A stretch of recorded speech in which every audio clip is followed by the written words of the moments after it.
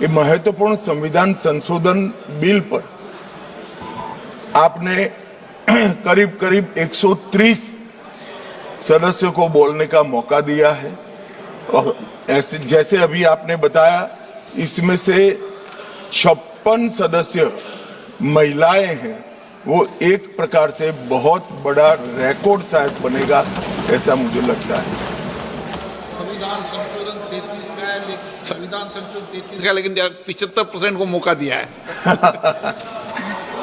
मान्यवर, इस चर्चा को अगर बारीकी से कोई शब्दों में ही सुनेगा तो महिला आरक्षण के लिए जो संविधान संशोधन है इसका किसी ने विरोध नहीं किया है। सबने बोलने के लिए तो बोला है कि हम महिला आरक्षण के पक्ष में है। ये संविधान संशोधन जो आया है उसका हम स्वागत करते हैं, मगर उसको बारीकी से देखें तो इंडी अलायंस के सभी सदस्यों ने अगर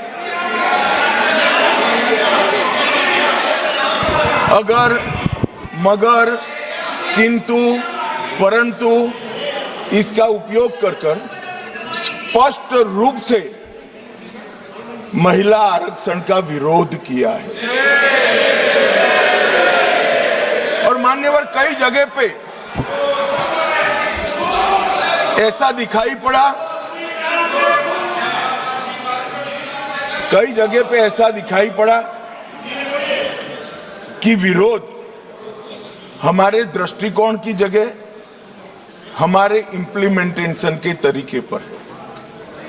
परंतु मैं इस सदन के माध्यम से देश की जनता के सामने स्पष्ट करना चाहता हूं कि ये जो विरोध है वो इंप्लीमेंटेशन का नहीं है। ये विरोध केवल और केवल महिला आरक्षण का ही विरोध किया। और मान्यवर,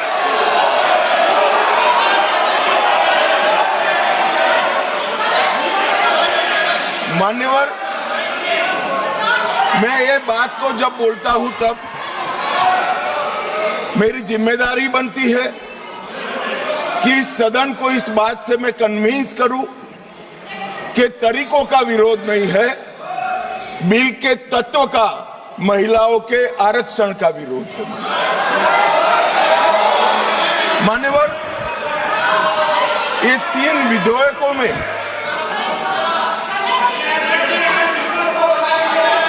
अरे धैर्य रखो भैया, धैर्य रखो, अखिलेश जी समझाओ जरा। मान्यवर, ये 3 बिलों में इसका उद्देश्य मैं स्पष्ट करना चाहता हूं। पहला उद्देश्य है सरकार का और हमारे नेता नरेंद्र मोदी जी का कि महिला सशक्तिकरण करने वाले इस संविधान सुधार को समयबद्ध तरीके से लागू कर 29 का चुनाव महिला आरक्षण के साथ कराया जाए। इसका दूसरा उद्देश्य है एक व्यक्ति एक वोट और एक मूल्य, ये सिद्धांत हमारे लोकतंत्र की नींव में जो हमारी संविधान सभा ने तय किया था, वो सिद्धांत के स्पिरिट को यहां पर लागू किया जाए। मान्यवर, ये पूरे सदन में 543 सदस्य बैठते हैं।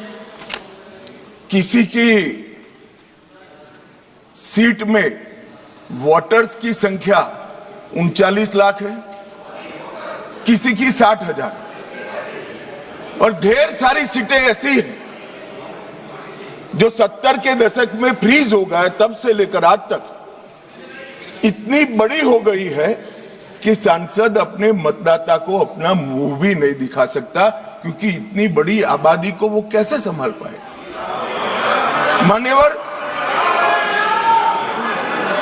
जो मतदाता है उसकी अपेक्षाएं होती है, उनकी समस्याएं होती है और समस्याओं के निराकरण के लिए वो सांसद के पास भी जाना चाहता है, मिलना भी चाहता है।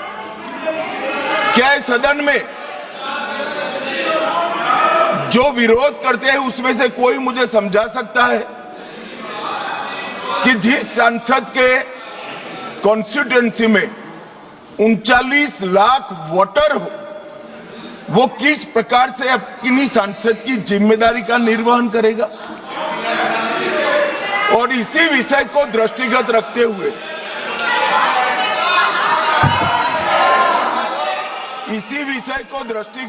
हुए हमारे संविधान में समय समय पर परिसीमन का प्रावधान किया गया है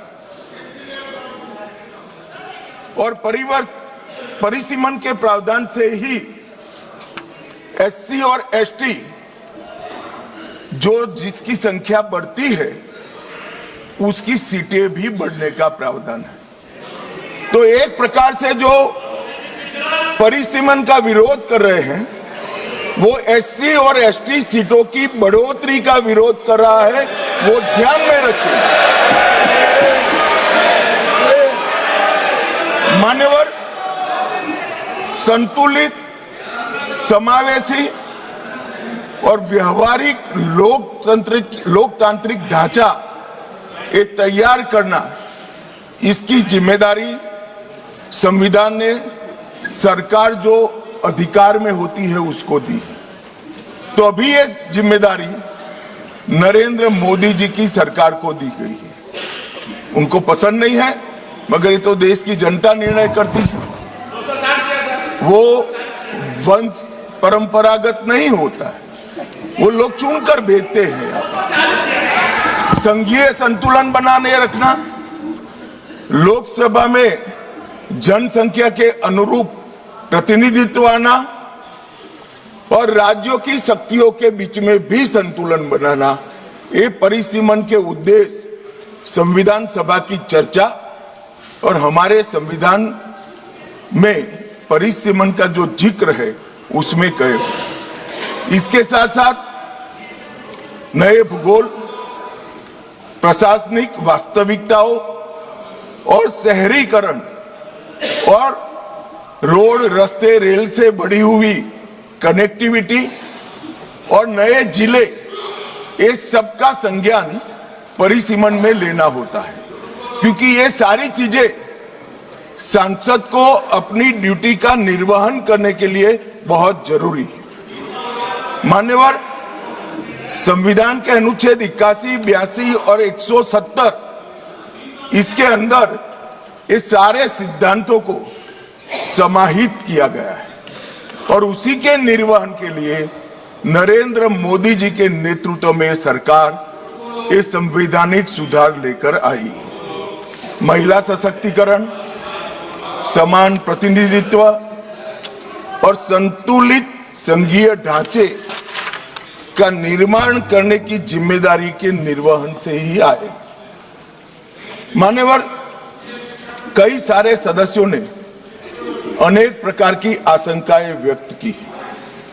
उन्होंने ये कहा कि अभी क्यों लाए, तो मैं ये बताना चाहता हूं कि जो नारी शक्ति वंदन अधिनियम आया उसमें जिक्र है कि 2026 के बाद होने वाली जनगणना के बाद जो परिसीमन होगा उसमें महिलाओं के लिए आरक्षण सुनिश्चित करेगा। अब ये पूछते हैं तो उस वक्त काफी सदस्यों ने पूछा है कि बिल लाते वक्त आपने जिक्र क्यों किया 26 के बाद की जनगणना? मान्यवर, हमने नहीं किया है। 71 में इनकी सरकार थी, इंदिरा जी की सरकार थी, तब इसको फ्रीज कर गई थी और वो फ्रीज के कारण हमें इसका जिक्र करना पड़ा। वो फ्रीज की हुई सीटों की संख्या उठाते हैं तभी ये नारी शक्ति वंदन अधिनियम का इंप्लीमेंटेशन होता है, इसलिए हम लेकर आए।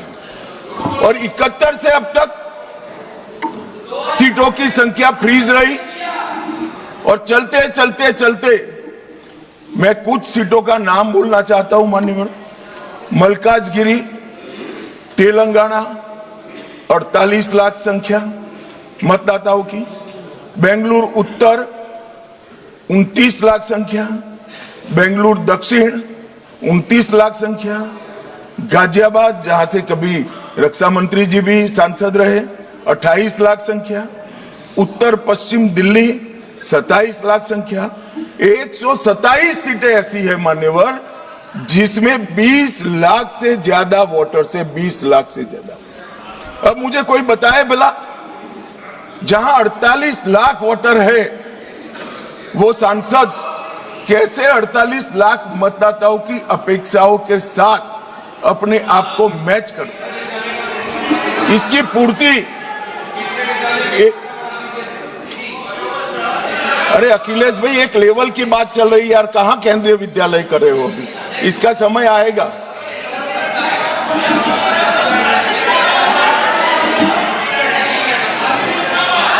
मान्यवर इनकी बात कहने दो तो जरा स्तर मालूम पड़े। अध्यक्ष महोदय, जो आंकड़े बता रहे हैं माननीय मंत्री जी, हम केवल ये जानना चाहते हैं किस सेंसस के आधार पर ये जो आंकड़े बता रहे हैं, क्योंकि जो गाजियाबाद का आंकड़ा बताया जा रहा है वो बहुत कम बताया जा रहा है। आज की परिस्थिति में हो सकता है वो दुगना हो।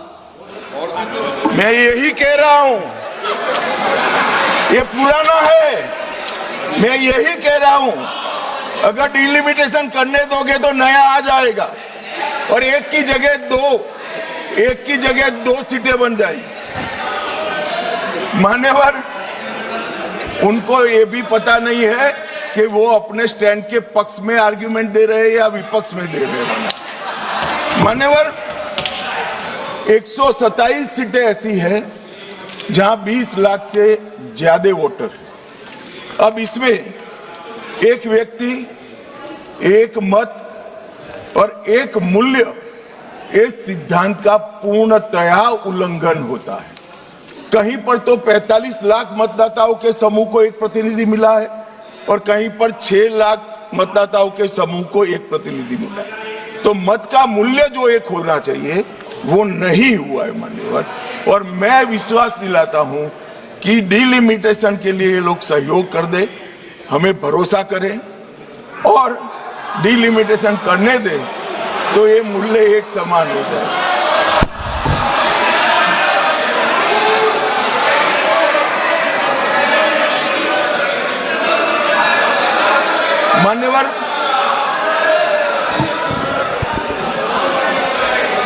मान्यवर, मैं इसके इतिहास में भी जाना चाहता हूं।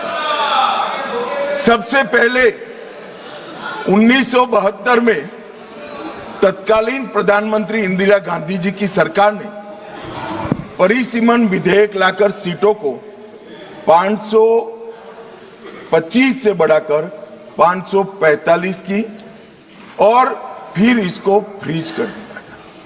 76 में सत्ता बचाने के लिए इमरजेंसी के काल में 42वें संशोधन द्वारा परिसीमन पर रोक लगा दी। अब इंदिरा जी तो प्रधानमंत्री थी, कानून लाकर रोक लगाई परिसीमन पर। और ये देखिए साहब कितने शक्तिशाली है, विपक्ष में बैठकर परिसीमन पर रोक लगाना चाहते हैं। मगर उस वक्त भी कांग्रेस पार्टी ने ही परिसीमन से देश की जनता को वंचित रखा था और आज भी कांग्रेस पार्टी ही परिसीमन से वंचित रख रही है। मान्यवर,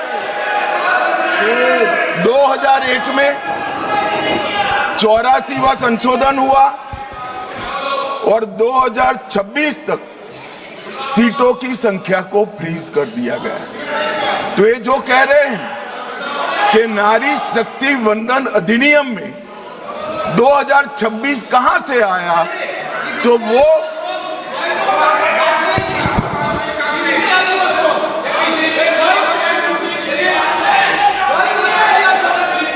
बताता हूं एक सेकंड। मान्यवर, ये कह रहे वाजपेयी जी थे, वाजपेयी जी बड़े विद्वान पुरुष थे, ये इनको जानते थे, तो इन्होंने प्रयास ही नहीं किया, बेचारे ने आगे बढ़ा दिया इंदिरा जी का। मगर हम तो समझते थे कि आप हमें सपोर्ट करोगे तो हम तो बिल लेकर आ गए, अब आप गिराना चाहते हो भाई। तो वाजपेयी जी ये बात की कल्पना कर सकते थे? कांग्रेस पार्टी को हम लोगों से वाजपेयी जी बहुत अच्छे से जानते थे, क्योंकि 19 महीना जेल में रहे थे मान्यवर, वो बहुत अच्छे से पहचानते थे। और 84वां संशोधन इसने 26 तक फ्रीज कर दिया और 50 वर्षों तक 1976 से लेकर 2026 तक क्या रिकॉर्ड से हटाना है? प्लीज अध्यक्ष जी, प्लीज, अरे बैठ जाओ, मैं बता देता। तय करने दो, आप मत करें, प्लीज बैठिए। मैं इनकी इज्जत करते इसका सम्मान करता हूं माननीय अध्यक्ष जी। अभी से लेकर अंत तक अगर फ्लो के कारण कोई असंसदीय शब्द निकल जाता है तो आप स्वयं इसको हटा देना, इनको बोलने का मौका मत देना। मान्यवर, 50 वर्षों तक 1976 से लेकर 2026 तक देश की जनता को जनसंख्या के अनुपात में प्रतिनिधित्व नहीं मिला। 26 में ये सीमा समाप्त हो। अब 26 में सीमा समाप्त होने के बाद अगर डिलिमिटेशन करते हैं तो डिलिमिटेशन 29 के पहले समाप्त नहीं हो सकता, क्योंकि परिसीमन आयोग का एक नियम है कि हर कॉन्स्टिट्यूएंसी में जाकर पब्लिक हियरिंग देना होता है। तो 543 कॉन्स्टिट्यूएंसी का पब्लिक हियरिंग 26 के मध्य से लेकर 29 तक हो नहीं सकता और 27 तक जनगणना के आंकड़े नहीं आ सकते। तो स्वाभाविक है अगर हम 29 का चुनाव नारी शक्ति वंदन अधिनियम के स्पिरिट के साथ कराना चाहते हैं, इस देश के 50% मतदाताओं को इस महान सदन में 33% आरक्षण देना चाहते हैं, तो अभी ही ये लाना पड़ेगा। ये जो पूछ रहे थे क्यों अभी आ रहा है, इसके लिए मैं पूरी बात समझा रहा हूं। वैसे मैं मानता हूं ये समझे हुए, मगर मान्यवर कहावत है ना, सोता है उसको जगा सकते हैं, जो जागता ही पड़ा हो उसको कोई उठा नहीं सकता। ये सब समझते हैं मगर एक भ्रांति खड़ी करना चाहते हैं। मान्यवर, 76 में इस देश की आबादी थी 54.79 करोड़ और आज 140 करोड़। तो 54.79 करोड़ आबादी में जितने सांसद थे उतने ही 140 करोड़ की आबादी के बाद रखना, ये इनका मानना है। मान्यवर, आर्ग्यूमेंट क्या दिए गए कि सबको बोलने का कम मिलेगा, 0 ओवर में मौका नहीं मिलेगा। मान्यवर, सरकार का दायित्व है कि सदन के सदस्यों की संख्या बढ़ेगी तो सरकार सदन के दिनों की संख्या भी बढ़ाएगी। और मान्यवर, आप तो बड़े दयालु हो, रात को 12-12 बजे तक सबको 0 ओवर का मौका देते हैं। और एक तीसरा भी तरीका है साहब, तीसरा भी तरीका है कि अभी जो समय राहुल गांधी जी के अप्रोच के कारण जाया जाता है वो राहुल जी भी बंद कर दे तो अपने आप बोलने का सबको टाइम मिल जाएगा। ये विरोध कर कर कर स्थगन करा करा कर जो समय बेकार कर देते हैं, वो अगर वो भी बंद कर दे तो कुछ सरकार बढ़ाएगी, कुछ राहुल जी बढ़ाएंगे और कुछ आप बढ़ा लोगे, तो समय की चिंता किसी को करने की जरूरत नहीं है। मान्यवर, परिसीमन आयोग वो एक प्रकार से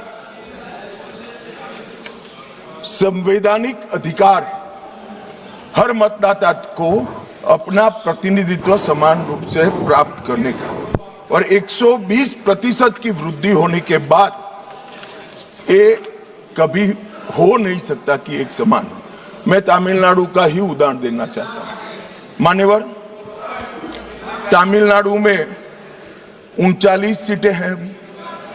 अगर डीएमके का मानकर हम इसी 543 सीट में आरक्षण करते हैं तो 13 सीटें महिलाओं के लिए आरक्षित हो जाएगी और 26 सीटें ओपन रहेगी।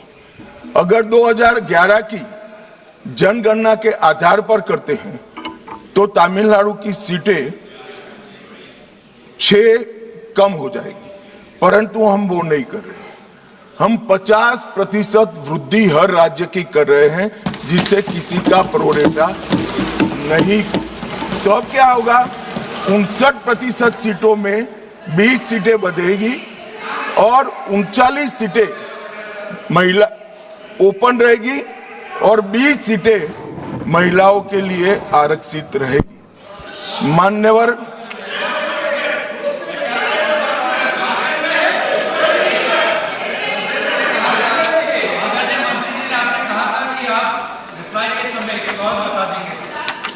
अभी कहां समाप्त हुआ है भाई?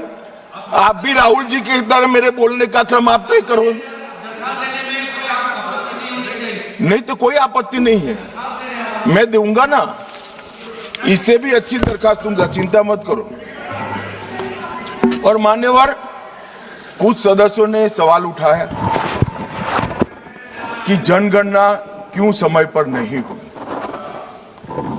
मान्यवर, सबको मालूम है कि 21 में जनगणना होनी थी और 21 में इस सदी की सबसे बड़ी महामारी आई, कोविड का संकट आया और कोविड के संकट के कारण जनगणना संभव नहीं हो पाई। कोविड का संकट समाप्त होने के बाद देश को काफी समय लगा इसमें से उभरने में, और जब 24 में जनगणना की शुरुआत हुई तब कुछ दलों ने उचित ही मांग करी कि भाई जाति के आधार पर जनगणना करनी चाहिए। सरकार ने अनेक दलों के साथ चर्चा की, अनेक जाति समूहों के साथ चर्चा की, कई सारे सामाजिक ग्रुपों के साथ चर्चा की, कुछ सरकारों से भी चर्चा करी, राज्य सरकारों से, और बाद में निर्णय करा 25 में कि हम जाति जनगणना कराएंगे। मान्यवर, और ये निर्णय होने के बाद अब जो जनगणना हो रही है उसमें जब व्यक्तियों की गणना होगी तब जाति का कॉलम आने वाला है और जाति की गणना भी होगी, ये सुनिश्चित है।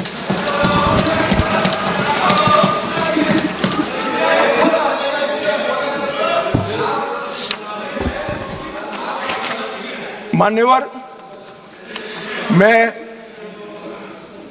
मैं पहले भी जो जनगणना हुई है कांग्रेस पार्टी के समय में, इसके भी प्रश्नोत्तरी को स्टडी किया हूं। जब बिल्डिंग की जनगणना होती है उस वक्त जाति जनगणना तो ये करते ही नहीं थे, परंतु धर्म भी नहीं पूछा जाता था और कुछ नहीं पूछा जाता था। मगर जब व्यक्ति की जनगणना होती है तब ये सारे सवाल आते हैं, कितना पढ़े लिखे हो, कब जन्म हुआ था, धर्म क्या है। अब ये भी पूछेंगे कि जाति क्या है। इसमें किसी को संशय करने की जरूरत नहीं है। नरेंद्र मोदी जी ने दूरदर्शिता के साथ आपको पहचान कर कैबिनेट प्रस्ताव में जनगणना की जाति के साथ होगी वो प्रस्ताव पारित। तो इसमें कोई भी कंफ्यूजन रखने की। पीयूष भाई, क्या अपेक्षा रख रहे हो? ये जाति जनगणना की डिमांड नहीं कर रहे हैं, हमें उलझाना चाहते हैं। अब पीयूष भाई बेचारे भूले हैं, वो कहते हैं कि जाति जनगणना की घोषणा करे, ताली बजाओ। हम कर रहे हैं तो ये ताली नहीं बजाएंगे। उनको जाति जनगणना से कोई लेन देन नहीं है, उनको यहाँ बैठने से लेन देन है जो नहीं होने वाला है भैया। अभी मान्यवर, मैं फिर से एक बार 140 करोड़ की जनता के मन में किसी की भी प्रकार का भ्रांति, कंफ्यूजन न हो, इसलिए स्पष्ट करना चाहता हूं कि नरेंद्र मोदी जी की कैबिनेट ने जाति जनगणना का जो निर्णय किया है वो कैबिनेट प्रस्ताव में 26 की जनगणना जाति के साथ कराने का निर्णय किया है। और मान्यवर,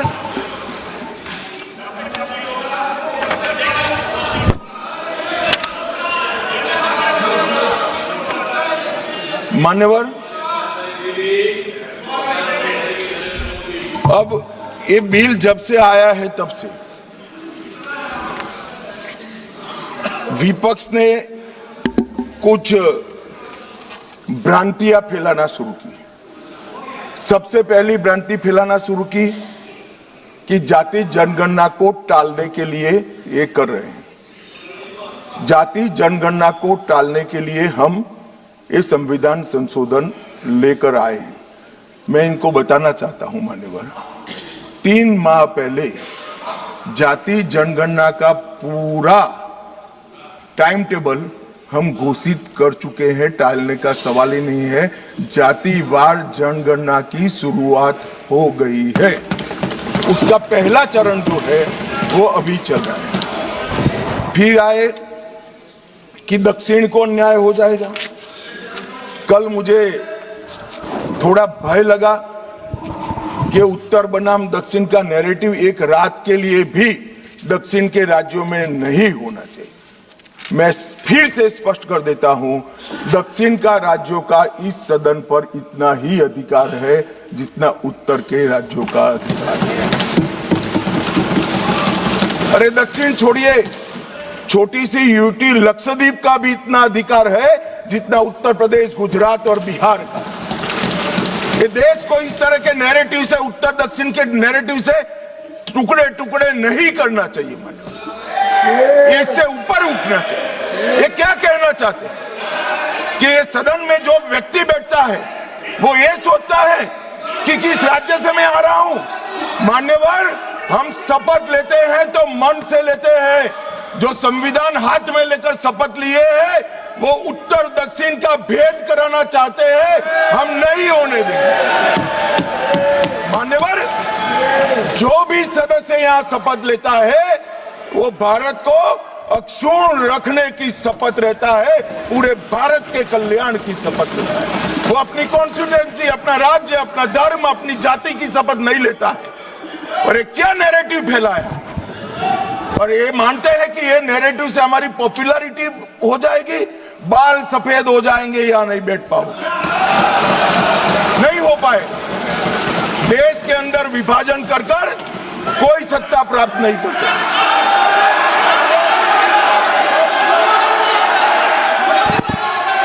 मान्यवर,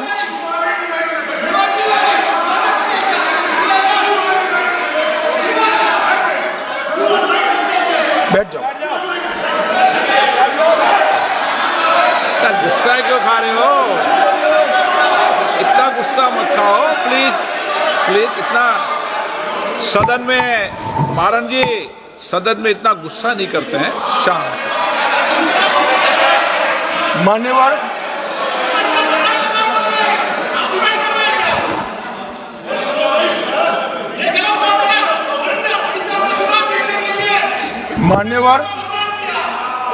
मान्यवर, जोर से बोलने से, बोलना है आपको, मैं बैठ जाता हूं, बोलो चलो। नहीं, उनको बोलने दीजिए ना प्लीज। नो नो,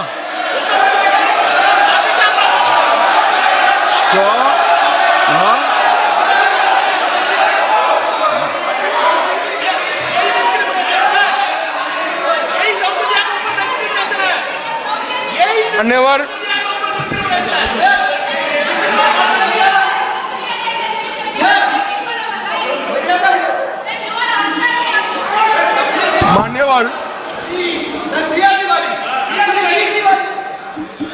मान्यवर,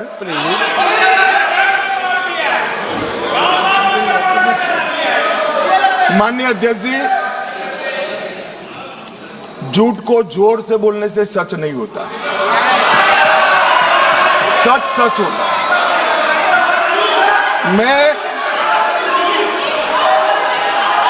मैं बड़ी शांति से समझा रहा हूं कि ये परिसीमन आयोग और संवैधानिक सुधार के लिए ये नैरेटिव फैलाया जा रहा है। आज भी सभी लोग बोले हैं कि इससे दक्षिण के राज्यों का प्रतिनिधित्व की दृष्टि से नुकसान होगा। मैं ये बात कर रहा हूं, वो हकीकत नहीं है। अब जब मैं हकीकत नहीं है कहता हूं तो कल मैंने डिटेल बताया था, मगर फिर भी भाषण पढ़े जाते हैं फ्यूचर में। ये नैरेटिव तोड़ने के लिए जरूरी है कि मैं एक लाइन में समझाऊंगा। कर्नाटक, आंध्र प्रदेश, तेलंगाना, तमिलनाडु और केरला, 4-5 राज्यों का जो काल्पनिक एक दक्षिण उत्तर करा है, इसके 5 राज्य है, उसकी 543 सीटों में अभी स्ट्रेंथ है 129। अब ये 129 जो स्ट्रेंथ है 543 के प्रतिशत निकालते हैं तो 23.76% होती है। अब 50% वृद्धि कर जब ये 5 राज्यों की सीटों का हम आवंटन करते हैं तो 129 से बढ़कर 195 होती है। 129 के बढ़कर सीटें 195 होगी, जिसका 816 में प्रतिशत भार निकालते हैं तो 23.87 आएगा। तो पहले 23.76 था और अब थोड़ा सा बढ़कर 23.87 होगा। इसलिए मैं कह रहा हूं किसी का नुकसान नहीं। मान्यवर, कुछ सदस्यों ने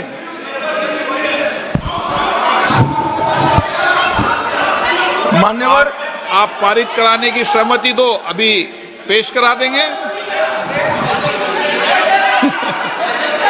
हाँ, 1 घंटा रुक जाएंगे। चलो माननीय गृह मंत्री बता दो इनको, 1 घंटा रुक जाएंगे। कि तैयार है 50% का बिल, 1 घंटा रुक जाएंगे। पेश तैयार हो तो कर दें इनको। 1 सेकंड बैठ जाओ, बैठो। ये राजा जी एक मिनट मुझे सुनो, बता दो इनको। अगर इस बिल का विरोध करने का कारण 50% लिखित में चाहिए तो 1 घंटा सदन बंद कर दिए, मैं ऑफिशियल अमेंडमेंट लेकर आता हूं मान्यवर, मगर बिल पारित करने का वो वादा करते। अब वेणुगोपाल जी बताए क्या बिल पारित करेंगे? चलिए, सहमत हो? सदन में बात कर लेते। सहमत हो? अभी अमेंडमेंट लाएंगे। चलो सर, शुरू करते आगे। सर last minute, हाँ sir, last minute, yesterday onwards, when the bill introduced itself, entire opposition demanding we want this to be in the legislation. Number 2, the constitutional protection of the delimitation to the states, number of the seats in the state should be protected. We are asking the Home Minister whether are you ready to dealing the delimitation process along with the women reservation, number 1. Number 2, if you are ready to include the number of seats in each state by in legislation by 50%, these 2 things, are you ready? Sir, अब बैठ जाओ, हो गए भाई, तेरा नेता बोल दिया। मान्यवर, वेणुगोपाल जी ने 2 शार्प क्वेश्चन पूछे। अरे बैठ जाओ गोगोई साहब, 5 तारीख को काउंटिंग है यार, बैठ जाओ अभी। अरे 4 तारीख को काउंटिंग है, बैठ जाओ। मान्यवर साहब, मैं इनका जवाब देता हूं, इनको बिठा दीजिए प्लीज।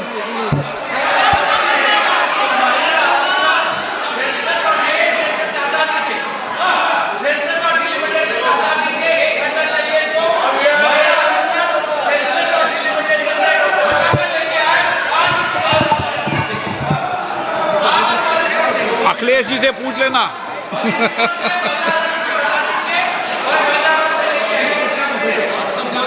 मान्यवर, मुझे लगता है कि आपके नसीब में यश लिखा है, एक बिल पारित हो जाएगा शायद। मान्यवर, वेणुगोपाल जी ने 2 चीजें करी कि एक तो 50% आरक्षण और 50% सीटें बढ़ाई जाएगी, उसको बिल में शामिल करने के लिए ऑफिशियल अमेंडमेंट लाने के लिए तैयार हो। हाँ जी, मैं तैयार हूं।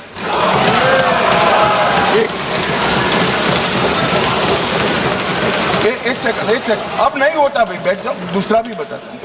मान्यवर, 1 घंटा आप सदन स्थगित कर दीजिए। 1 घंटे में मैं मेरा ऑफिशियल अमेंडमेंट मेरे पास में तैयार है, जेरोक्स कराकर सभी सदस्यों को सर्कुलेट कर दूंगा, क्योंकि हमें 50% सीट बढ़ानी है, हमें कुछ छिपाना नहीं है, हमें कोई चोरी करनी नहीं है, तो हम कर देंगे। और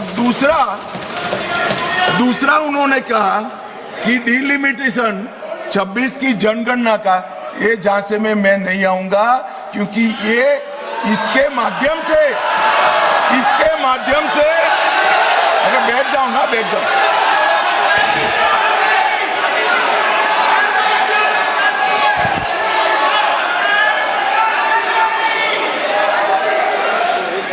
क्या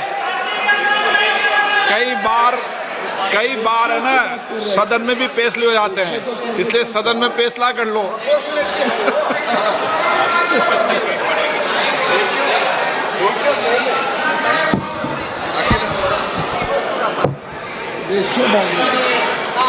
माइकी नहीं, अध्यक्ष महोदय, क्योंकि आपने कहा और माननीय मंत्री जी कुछ बात रख रहे हैं और हमारी तरफ से कोई बात आई है। अभी तक 11 साल का जो अनुभव है लगभग, अध्यक्ष महोदय, अगर भारतीय जनता पार्टी ये लिख करके दे देगी कि हम महिला प्रधानमंत्री बनाएंगे, तब भी हम इन पर भरोसा नहीं करेंगे। मान्यवर, इसलिए ऑफिशियल अमेंडमेंट मैं बाद में इसका जवाब देता हूं। मान्यवर, मैं इस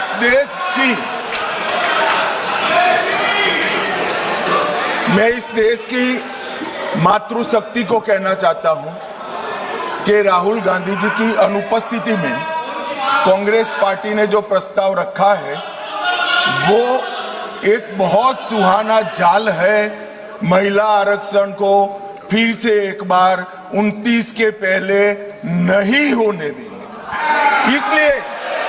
इसलिए मान्यवर, ये जो कहते हैं कि हमारे राज्यों का समान भार होना चाहिए, मैं सहमत हूं। महिला आरक्षण 29 के पहले ही करना चाहिए, 29 के बाद ले जाने के लिए इनका षड्यंत्र सफल हम नहीं होने देंगे। मान्यवर, मैं समझ रहा हूं कि ये वोट नहीं देंगे तो महिला आरक्षण का बिल गिर जाएगा, मगर इस देश की महिलाएं देख रही है, उनके रास्ते का रोड़ा कौन है वो देख रहे हैं। मान्यवर,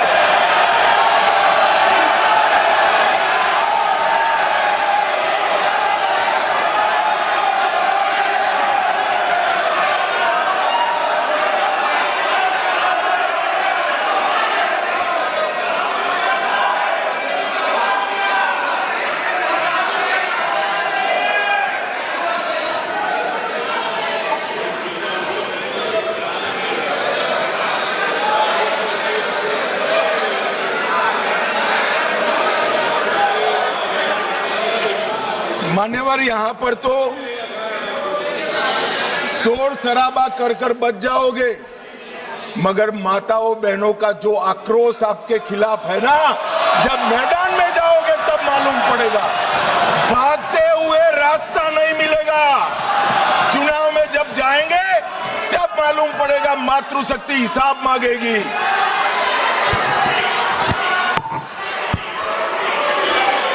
मान्यवर, यहां कुछ सदस्यों ने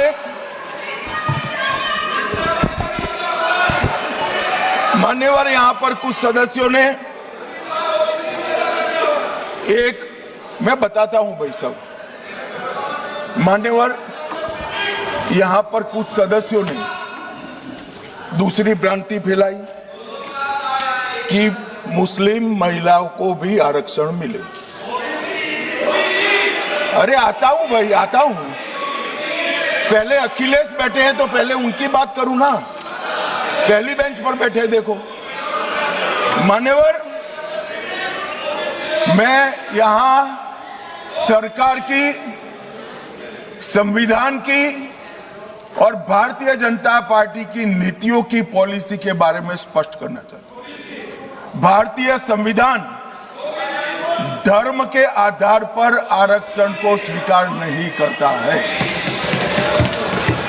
मान्यवर, इसके दो कारण हैं। पप्पू सुन लिया ना? अब शांति रखो, ठंड रखो यार।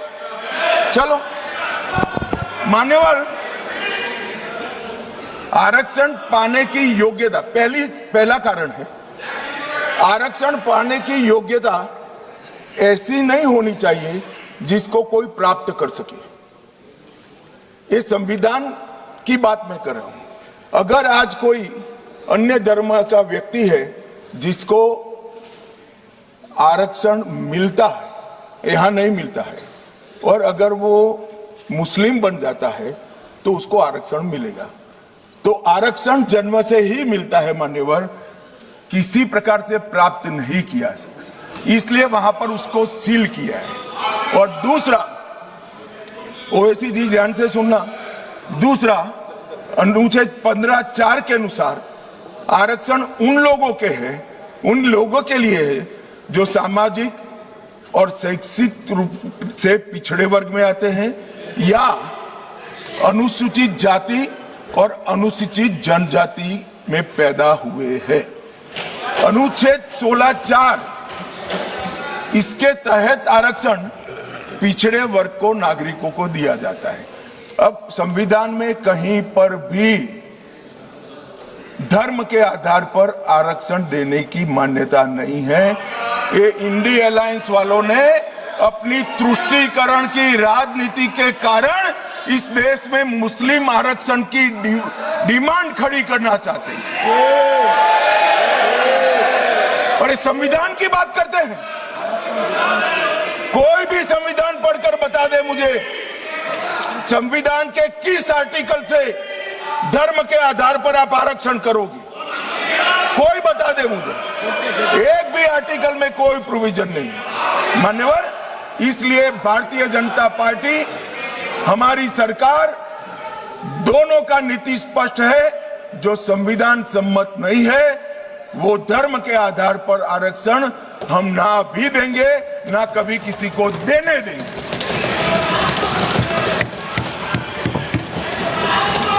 मान्यवर, अब मैं ओबीसी की बात करता हूं, सुनो ना। सीट बदल देनी पड़ेगी पप्पू जी। मान्यवर, इस देश में ओबीसी का सबसे बड़ा कोई विरोधी पार्टी है तो मैं बिल्कुल कंफ्यूजन के बगैर कह सकता हूं, कांग्रेस पार्टी है। इन्होंने चौधरी चरण सिंह और सीताराम केसरी का अध्यक्ष का, दोनों को काल पूरा नहीं कर रहे। 1957 में, ध्यान से सुनना, अखिलेश जी कहां बैठे हो आपको मालूम होना चाहिए। 1957 में काका साहेब कालेलकर समिति के सुझाव आए जो ओबीसी को आरक्षण देते थे। उन्होंने काका साहब कालेलकर समिति के पूरे सुझावों को ठंडे बस्ते में डाल दिया। 1980 में, ये जवाहरलाल जी थे, 1980 में इंदिरा जी आई, मंडल आयोग का सुझाव आया और मंडल आयोग के सुझाव को इंदिरा जी ने ठंडे बस्ते में डाल दिया। 90 में जब वीपी सिंह आए तब वो मंडल आयोग का इंप्लीमेंटेशन लेकर आए, और उस वक्त मान्यवर विपक्ष के नेता राजीव गांधी थे। तो नेहरू जी, इंदिरा जी और अब राजीव गांधी, उन्होंने यहां पर अपने जीवन का सबसे लंबा भाषण मंडल आयोग का विरोध करने में किया, अपने जीवन का सबसे। और कांग्रेस ने 51 और 71 दोनों में जाति जनगणना का भी विरोध किया। मान्यवर, अब क्योंकि अब मेल नहीं खा रहा है, 15-20 बार चुनाव हार गए, तो अब ये ओबीसी के हितैषी बनने आए हैं। मान्यवर, मैं आज आपके सामने कहना चाहता हूं, कांग्रेस पार्टी ने अब तक एक भी ओबीसी का प्रधानमंत्री नहीं दिया। भारतीय जनता पार्टी ने नरेंद्र मोदी और अति पिछड़ा समाज के व्यक्ति को प्रधानमंत्री बनाया। मान्यवर, इन्होंने काका साहेब कालेलकर समिति में विरोध किया। मंडल आयोग के रिपोर्ट को इंदिरा जी ने ठंडे बस्ते में डाला और जब लागू होता था राजीव गांधी जी ने भी विरोध किया। मान्यवर, मैं आज बताना चाहता हूं कि नरेंद्र मोदी सरकार में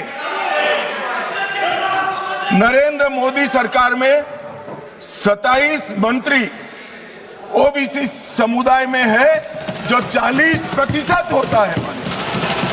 मान्यवर, नरेंद्र मोदी सरकार ने ओबीसी कमीशन को संवैधानिक मान्यता दी।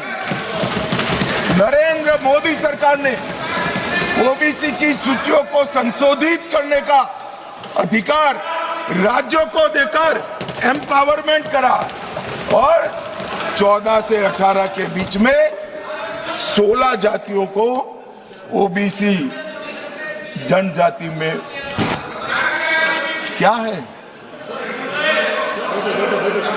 अरे मेरा हो जाने के बाद पूछिए ना। माननीय गृह मंत्री जी, क्या कह रहे हैं? बाद में यू कैन आस्क लेटर।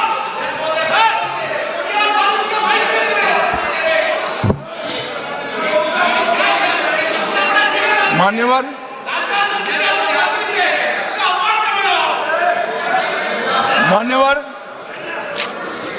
और जाति जनगणना चल रही है। जाति जनगणना का रिपोर्ट भी जाति के साथ ही आएगा। इस पर सदन विचार करेगा और जब विचार करेगा, जो सामूहिक मन बनेगा, भारतीय जनता पार्टी की सरकार इसके साथ आगे बढ़ेगी। इसमें किसी को संशय रखने। मान्यवर, उनके लिए चुनाव जीतना सर्वोपरि है, हमारे लिए राष्ट्र सर्वोपरि है और राष्ट्र की जनता सर्वोपरि। राष्ट्र की जनता का प्रतिनिधित्व और इसकी भागीदारी का हित सबसे जरूरी है और संविधान को लागू करने के लिए जवाबदेही, पारदर्शिता और समान अवसर और न्याय की रक्षा ये हमारे लिए बेहद जरूरी है। मान्यवर, इसलिए मैं इन लोगों को कहता हूं, कांग्रेस के मित्रों को विशेष कर कि सिर्फ भाषण में नारे लगाने से इस देश का पिछड़ा वर्ग आपको हितैषी नहीं मानेगा। 1947 से लेकर 2014 तक आप ओबीसी का विरोध करते रहे। जब ओबीसी के बगैर सत्ता नहीं मिलेगी, इसका परिचय आ गया। प्रधानमंत्री भारतीय जनता पार्टी ने ओबीसी बनाया, तब आप ओबीसी की माला जप रहे हो। मान्यवर, ये दिखावटी प्रेम जो है वो इस देश का पिछड़ा भी जानता है और पूरे देश की जनता भी जानती है और आज से देश की महिला भी जानेगी कि हमारा अधिकार कांग्रेस पार्टी ने छीना।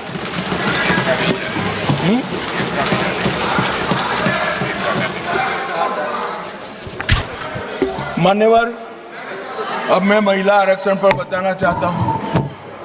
सबसे पहले 1992 में श्री नरसिम्हा राव 72 और 73 का संविधान संशोधन लेकर आए और माताओं बहनों को 33% आरक्षण पंचायत में देने का एक स्तुत्य काम नरसिम्हा राव जी ने करा।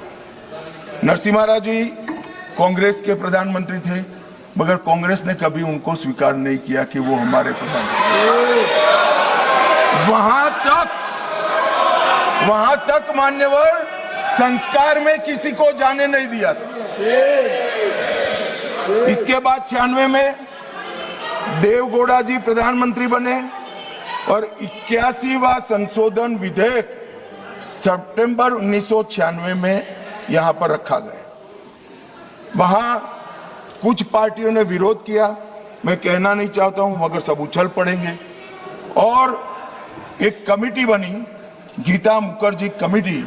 वो गीता मुखर्जी कमेटी को ये विधेयक दे दिया गया और जो आज उनकी दरखास्त है कि समिति को दे दो, और गीता मुखर्जी समिति की रिपोर्ट आई, तब तक 11वीं लोकसभा का विघटन हो गया और बिल लैप्स हो गया।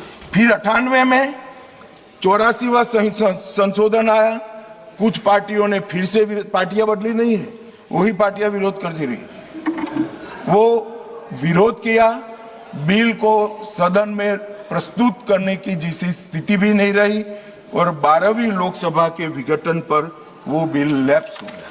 मान्यवर 99 से 2003 में 85वां संविधान संशोधन विधेयक आया, फिर से उसी पार्टियों ने विरोध किया और बिल लैप्स हो गया। 8 से 14 में 108 का संविधान संशोधन विधेयक मनमोहन सिंह जी लेकर आए और राज्यसभा में प्रस्तुत किया। राज्यसभा में बिल पारित भी हुआ, मगर लोकसभा का दरवाजा कभी वो बिल ने देखा नहीं। मान्यवर, और किसने विरोध किया? उसी लोगों ने विरोध किया।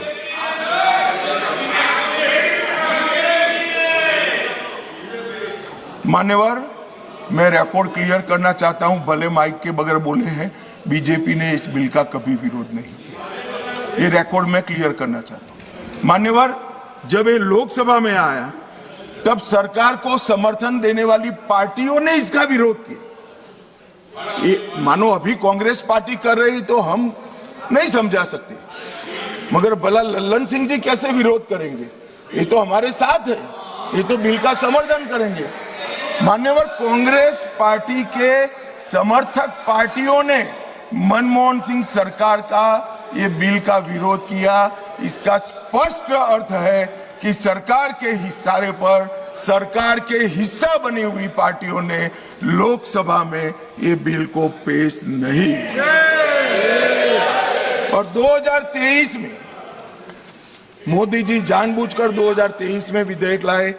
उनको मालूम था कि 24 में चुनाव है, कितनी भी मनसा हो कांग्रेस पार्टी विरोध नहीं कर पाएगी, तो कांग्रेस पार्टी के समर्थन से सर्वानुमत से यही सदन जब नवाब बना, सबसे पहला नारी शक्ति वंदन अधिनियम पारित हो और राज्यसभा में भी होगा। तो मान्यवर, हम तो मानते थे कि अब हो गया, मगर जब इम्प्लीमेंटेशन कराने में आए तो किंतु परंतु मगर अगर ये सारी चीजें छोड़कर आज फिर से विरोध कर रहे हैं। 5वीं बार इंडिया अलायंस की पार्टियां विरोध करिए। मान्यवर, ये देश की महिलाएं कभी नहीं भूलेंगी। जब ये चुनाव में जाएंगे, महिलाओं का आक्रोश उनको सामना करना पड़ेगा और रास्ता नहीं मिलेगा।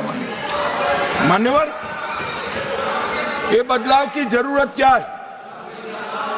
पहली लोकसभा में 22 महिला सदस्य चुनकर आए, छठी में 19 आए, 8वीं में 44 आए, 14वीं में 51 आए, 17वीं में रिकॉर्ड 78 महिला सदस्य चुनकर आए और 18वीं में 75 महिला सदस्य चुनकर आए।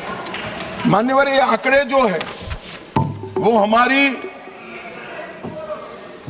माताओं बहनों की राजनीति में हिस्सेदारी लेने की उत्सुकता को प्रदर्शित करते हैं। यहां पर महिला सांसदों ने, आपने कई बार मौका भी दिया, आज भी दिया, बहुत अच्छा प्रदर्शन किया। बिल के विषय पर बोलकर, जो विषय पर चर्चा हो इस पर बोलकर बहुत अच्छा प्रदर्शन किया है। मान्यवर, हमने लेटर एंड स्पिरिट में ये महिला आरक्षण का, विमेन लेड डेवलपमेंट का हमने अनुसरण किया है। प्रधानमंत्री जी के पहले मंत्रिमंडल में 10 महिलाएं थी और ये कह रहे थे अखिलेश जी कि आपने सिर्फ एक ही मुख्यमंत्री दिया है, हमारे यहाँ सुषमा स्वराज जी दिल्ली की पहली मुख्यमंत्री बनी, उमा भारती जी मध्य प्रदेश की पहली मुख्यमंत्री बनी, वसुंधरा राजे जी राजस्थान की पहली मुख्यमंत्री बनी, आनंदीबेन पटेल गुजरात की पहली मुख्यमंत्री। मान्यवर, एक बात पर मैं ध्यान दिलाना चाहता हूँ, ये सब जगह भाजपा की महिला नेत्रियां पहली, हाँ अभी है, मगर ये तो पहली बार बनी। ये पहली बार बनी, इसका मतलब क्या है? 70 साल में कांग्रेस ने कभी उन राज्यों में महिला मुख्यमंत्री को जगह नहीं दी, इसलिए हमारा नंबर लगा है। और आज भी रेखा गुप्ता जी पहली मुख्यमंत्री नहीं है, तीसरी मुख्यमंत्री के। अरे मैं बोल रहा हूं भाई, पहली मुख्यमंत्री नहीं है ऐसा बोल रहा हूं। अरे सुनो भाई, पहली मुख्यमंत्री नहीं है ऐसा बोल रहा हूं, तीसरी मुख्यमंत्री है। और मान्यवर, हमने इस देश की पहली आदिवासी महिला को द्रौपदी मुर्मू से महामहिम द्रौपदी मुर्मू बना दिया। मान्यवर, हमने 3 दशकों से जो बिल चर्चा में आता था और नूरा कुश्ती वाले प्यार और अभाव से रिजेक्ट हो जाता था, हम इसको लेकर आए। मगर मुझे दुख है कि पहले भी जिस बिल को जिन्होंने पारित नहीं करने दिया, वो ही आज इसका किंतु परंतु अगर मगर से विरोध करने के लिए खड़े हो गए। मान्यवर, आज 14 लाख महिलाएं अब तक जनप्रतिनिधि के रूप में देश में पंचायत में काम कर चुकी है। मान्यवर,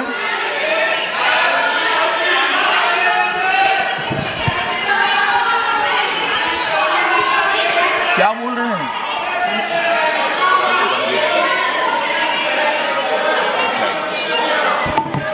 अरे ज्योतिमणि जी, मार्क कट जाएंगे, नरसिम्हा राव जी लाए थे, टिकट कट जाएगी, नरसिम्हा राव का नाम बोलोगे तो।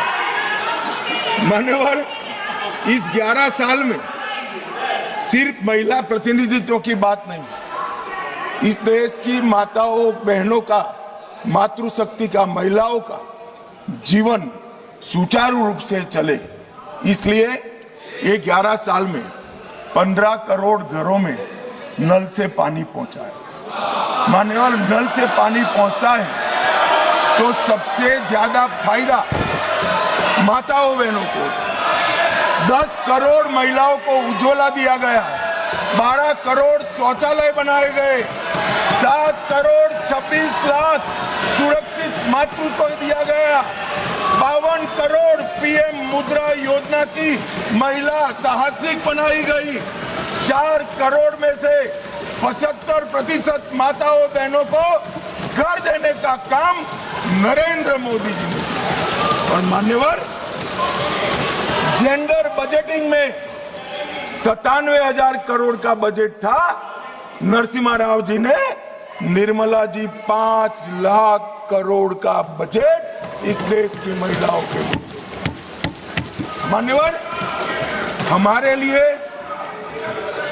हमारे लिए ये कोई मायने नहीं रखता है कि महिलाओं को प्रस्थापित करने के लिए, उनका संबल बनाने, उनके प्रतिनिधित्व देने के लिए और विधायी संस्थाओं में उनकी हिस्सेदारी देने के लिए जिसका भी विरोध का सामना करना पड़े, हम करेंगे, लड़ेंगे और महिलाओं को आरक्षण देकर रहेंगे।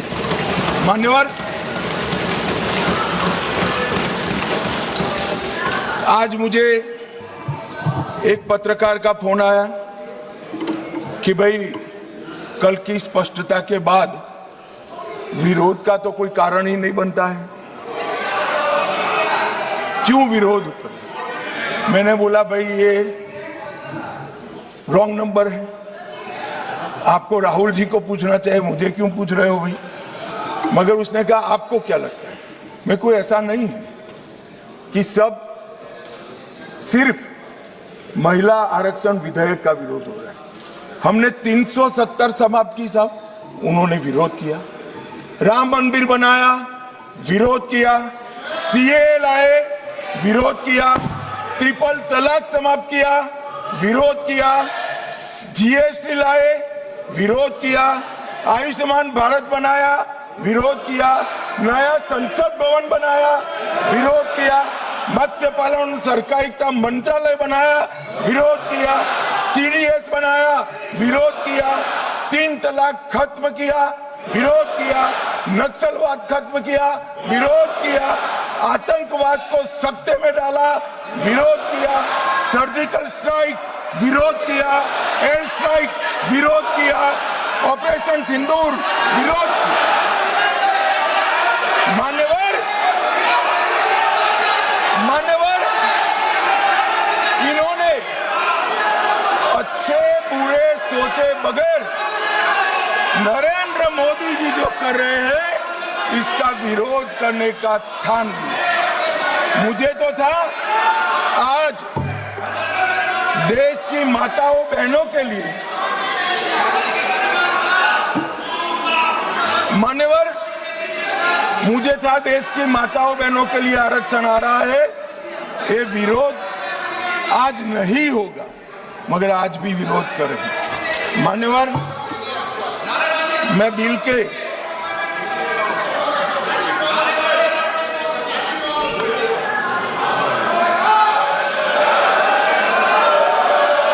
नारेबाजी मत करिए, प्लीज प्लीज।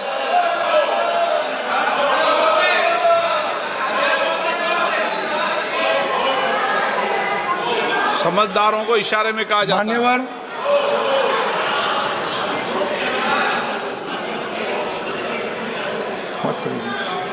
मान्यवर, बिल के ये कन्विंसिंग कर रहे हैं। सुरेश जी, अरे यार छोड़ो। सुरेश जी, कन्विंसिंग मत करो, वोट डरने वाला है। मान्यवर, कन्विंसिंग मत ये जो बिल मेरे साथी अर्जुन मेघवाल जी लेकर आए हैं, इसमें अनुच्छेद 81/1 में संशोधन प्रस्तावित है। इससे 550 से लोकसभा के सदस्यों की संख्या 850 तक की जाएगी। मान्यवर, अनुच्छेद 81(2)(b) उसको भी कोई बदलाव के बगैर हम कह रहे हैं, इसका जिक्र मैं बाद में करूंगा।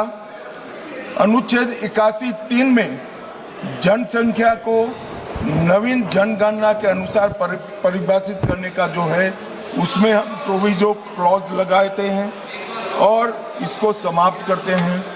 इसके साथ 170A जो राज्य विधानसभाओं की न्यूनतम और अधिकतम सीटों को निर्धारित करता है, उसको जस का तस रखते हैं। 170(2) समानता के सिद्धांत राज्य विधानसभा निर्वाचन क्षेत्रों में जो है, इसके अंदर हम बदलाव करते हैं और ये सारे बदलावों का मूल उद्देश्य है कि 50% सीटें हर विधानमंडल और संसद में बढ़ाकर माताओं बहनों को 33% आरक्षण दिया जाएगा। मान्यवर, मैं अभी बताया कि 2023 में सर्वसम्मति से ये बिल पारित हुआ है, मगर आज किंतु परंतु अगर मगर से कांग्रेस पार्टी पीछे हो रही है। मान्यवर, इसके मुझे 2 ही कारण दिख रहे हैं कि ये बिल नरेंद्र मोदी जी ला रहे हैं। अगर ये महिला आरक्षण होता है तो देश की माताओं बहनों में मोदी जी को यश मिले। मान्यवर, मोदी जी ने बड़ा हृदय कर एडवर्टाइज देकर उनको यश देने का कह दिया, फिर भी ये नहीं मानते हैं। मान्यवर, उनको लगता है कि महिलाएं ज्यादा मोदी जी को वोट देती है, उनको क्यों भला रिजर्वेशन दे। तो मैं बताता हूं कि आप रोक नहीं।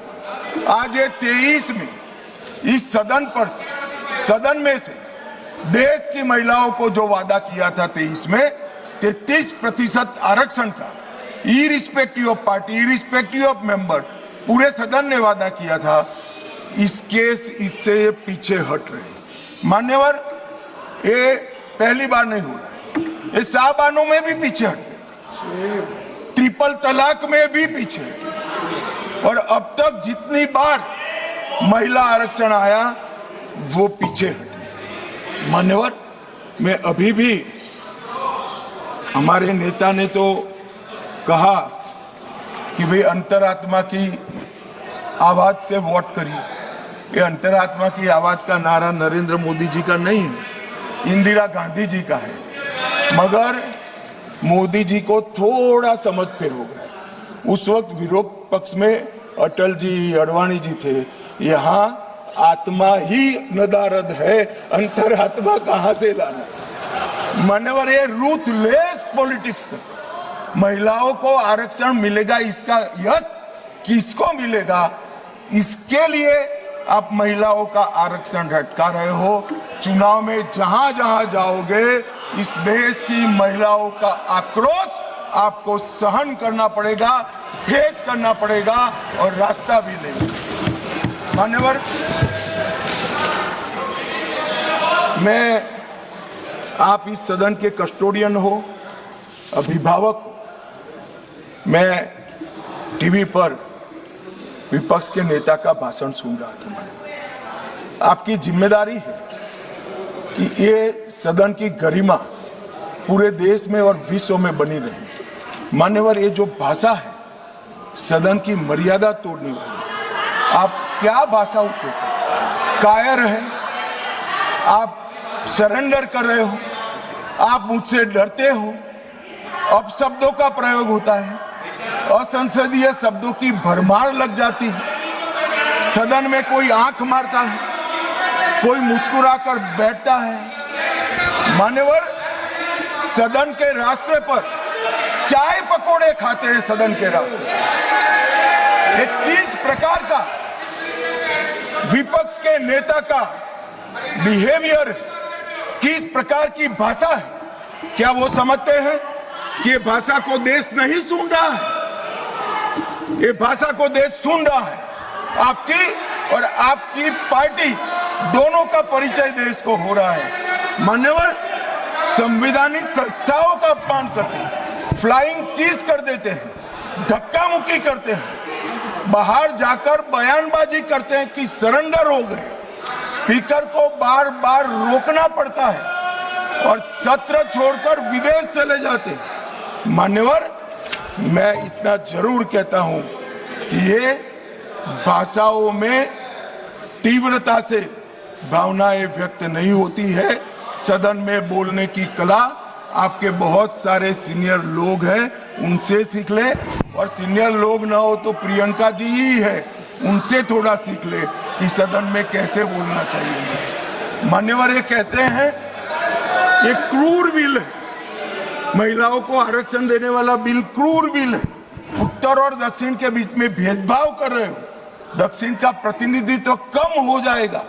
इतना कल समझाने के बाद भी अगर ये स्टेटमेंट आता है मान्यवर, तो मैं मानता हूं ये जानबूझकर दिया गया स्टेटमेंट है। मान्यवर, मैं विपक्ष के नेता राहुल गांधी जी को, पूरी कांग्रेस पार्टी को और विपक्ष के उनमें को इस देश का परिचय कराना चाहता हूं कि हजारों साल पहले राम सेतु बनाने के लिए जिस गिलहरी ने योगदान दिया था, वो गिलहरी को भी आज अवध्य माना जाता है इस देश में।